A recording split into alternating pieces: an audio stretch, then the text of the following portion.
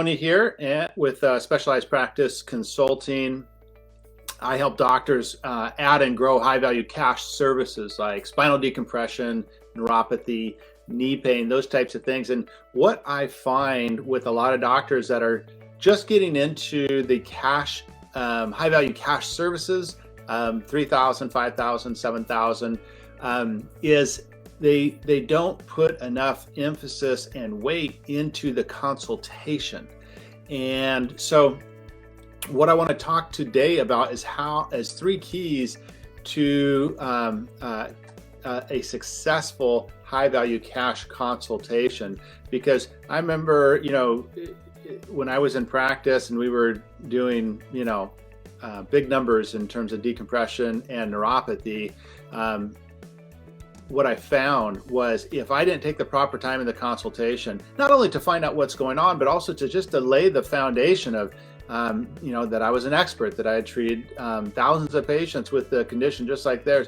If I didn't tell them these things, if I didn't have a very structured approach that demonstrated expertise and created confidence and clarity in the patient, the chance that they would then invest their time and money in me later on in the ROF went down. Right. So with just like with an athlete like Michael Jordan, he never stopped shooting free throws.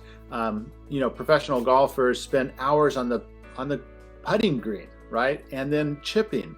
So as doctors, if we're going to level up and offer high value cash services and actually enroll patients into care successfully at least 50% enrollment rate, we need to really hone our skill sets and level up. So first of all, if this is interesting to you, if this is something that you feel that you'd either like to add a high value cash service, or you have a service like this, but you're not getting enough new patients and enough new revenue, go check out drvinceleone.com.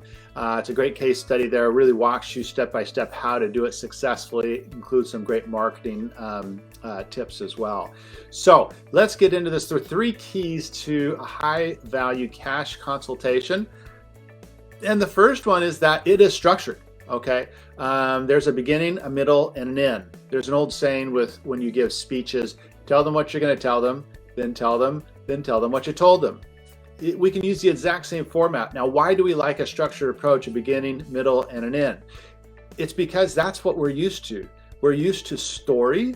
Ever since, back around the campfire, we used to tell stories. There was a beginning, a middle, and an end. Every movie that you watch, there's a beginning, middle, and end. Every play that you watch. So when we put these circumstances and these experiences into a comfortable format for patients, it makes them feel comfortable and it creates a better outcome. So you want to have a very structured, that's number one, have a very structured approach to your consultation so that you can tell them, hey, this is what's going to happen today. This is approximately how long it will be. And this is what we're going to accomplish. You set the stage and you make the most use of your time. Your time is the only asset that you can't get back. Okay. So we want to make the most use of this time. I recommend free consultations, just 10 to 15 minutes, and then you move into the examination. I'll go into why we do that in just a few moments. But when you respect your time, when you show that you've created a highly structured approach to this consultation, they will respect your time, and their confidence and respect for you will start to grow. Number 2, our goal is to develop rapport and expertise. Now, obviously, we're going to do a thorough health history, right? We're going to do OPQRST. But while you go through it, you want to, this is part of our skill sets, we want to really listen. We want to repeat back, okay? We want to ask yes questions. So if they said, I haven't had a good night's sleep in 3 months. And you're like, you haven't been able to have a good night's sleep in 3 months? Gosh, that must have been, difficult on you. It must have been difficult on your health, on other aspects of your life. Like, repeat back. That's a big deal. We need to emphasize that. People, they want to be heard and they want to be understood. Okay. And with these chronic cases and these conditions, a lot of times the spouse is kind of tired of hearing about it. That's not always the case, but it does happen. So these patients, they want to be heard. They want to be understood and know that what they're going through is not crazy, and that you have an answer to them if you do. Also, in this, the key number 2, develop rapport and expertise.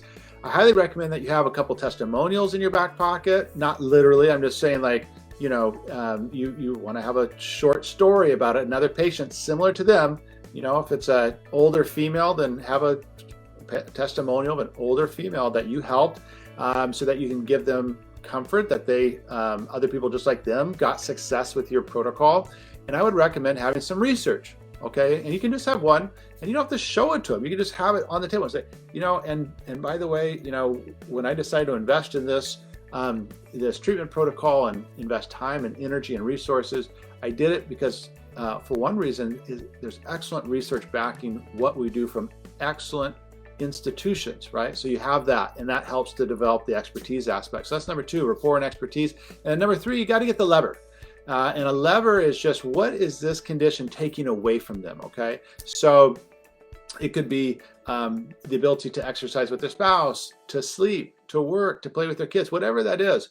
We want to know, what is this condition taking away from them, because we're going to, we're not going to use it, we're not going to hold it over the head, but we may have to have a difficult conversation if they're struggling to recognize the value of this protocol. Say, but John, I mean, you told me that you're not able to work.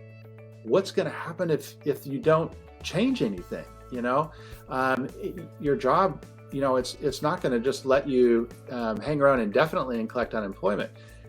It's called being a leader, right? You're talking about the hard truths, but we are the doctor and we are the leader in this relationship, and we have to act like it, because they have to recognize that there are consequences to not moving forward. There's a cost of inaction, okay? And so find out what that is. So that's number 3, get the lever. So here's a little bit of homework for you. Structure out your consultation so that you make the most use of your time. Get some research, develop some testimonials, and then practice this. Don't go under live fire with a patient that could be worth $5,000 or $6,000 to your practice, and you're learning as you go. Practice prior to this. So I'm Dr. Vince Leone with Specialized Practice Consulting. Again, if this is something that you're interested in, or something that you do or would like to do, visit drvinceleone.com. There's a great case study there. It's going to walk you through step-by-step how to do this, and some great marketing tips to get high-quality, pre-educated and pre-motivated patients for you. So just go ahead and visit drvinceleone.com. So thank you so much for your time today. My goal is to help doctors create more freedom of time, energy, and wealth by getting them paid what they're worth, right? And we do that through offering these high-value cash services. So I'm Dr. Vince. Have a great day. We'll see you on the next training.